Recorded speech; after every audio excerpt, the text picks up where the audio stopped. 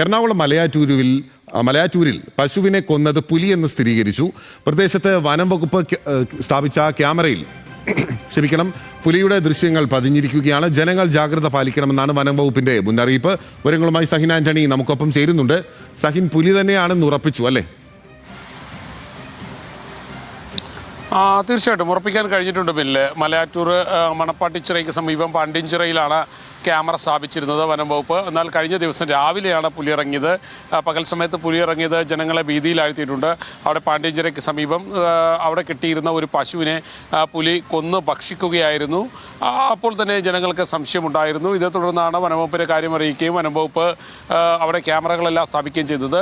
ഈ ക്യാമറയിൽ പകൽ സമയത്ത് പുലി പോകുന്ന ദൃശ്യങ്ങൾ വനംവകുപ്പിന് ലഭിച്ചു. ഇതോടെ ജനങ്ങളോട് നിർദ്ദേശം നൽകുകയായിരുന്നു, ജാഗ്രത പാലിക്കാൻ നിർദ്ദേശം നൽകിയിട്ടുണ്ട്.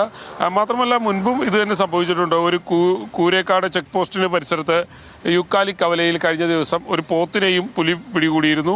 അങ്ങനെ മൂരിക്കിടാവിനെ പുലി പിടികൂടിയിരുന്നു. അപ്പോൾ ഇതൊക്കെ ജനങ്ങളുടെ ഒരു ആശങ്കയ്ക്കും ഭയത്തിനും കാരണമായിട്ടുണ്ട്. ശരി, ആശങ്ക പരിഹരിക്കുക എന്നുള്ളതാണ് വനംവകുപ്പിനെ സംബന്ധിച്ച് ഒരു പ്രധാനപ്പെട്ട കാര്യം.